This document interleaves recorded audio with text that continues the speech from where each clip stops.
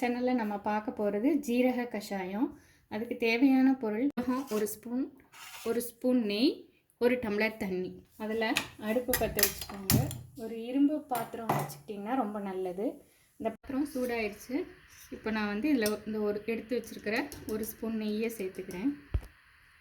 இந்த நெய் ஜீரகம் ரெண்டும் சேர்ந்து அந்த இருமல் முக்கியமாக வறட்டு இருமலுக்கு தான் இது ரொம்ப ரொம்ப நல்லதாக கேட்கும். இப்போ இந்த நெய் கொஞ்சம் சூடாகி உருக ஆரம்பித்ததுக்கப்புறம் அடுப்பை குறைச்சி வச்சுக்கோங்க. நெய் இப்போ நல்லாவே சூடாயிடுச்சு.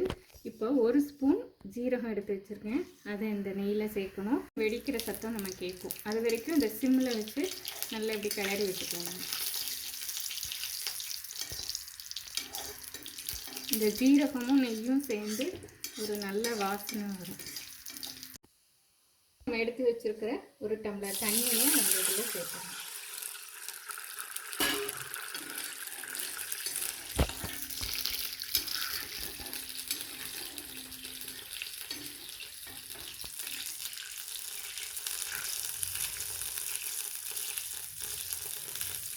இந்த இது நல்லா கொதிச்சு ஒரு டம்ளர் வந்து அரை டம்ளராக குறையணும். அது வரைக்கும் நம்ம கொதிக்க வைக்கணும்.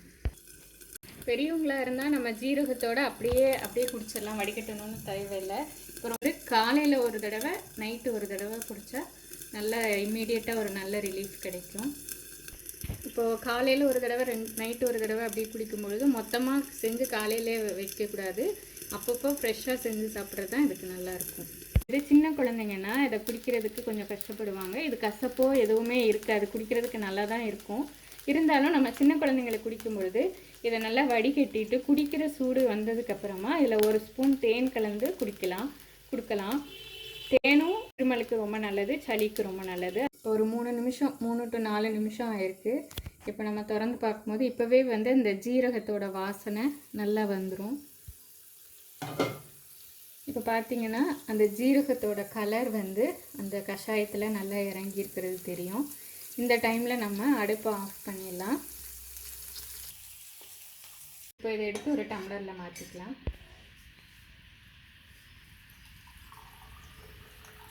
இந்த ஜீரகம் இது எல்லாத்தையுமே சேர்த்து உள்ளே போட்டுருங்க.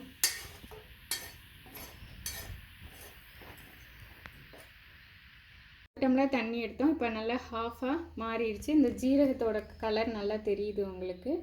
இதை சாப்பிட்றதுக்கு அப்புறம் குடித்தா கூட பரவாயில்ல, எப்போ வேணாலும் குடிக்கலாம், ஒன்றும் பிரச்சனை கிடையாது. சாப்பிட்றதுக்கு அப்புறமோ அதுக்கு முன்னாடியோ குடிச்சிட்டிங்கன்னா, குறிப்பாக நைட்டு குடித்தா ரொம்பவே நல்லது. இந்த வீடியோ உங்களுக்கு பிடிக்கும்னு நினைக்கிறேன். இதே மாதிரியான இன்னொரு வீடியோவில் உங்களை சந்திக்கிறேன்.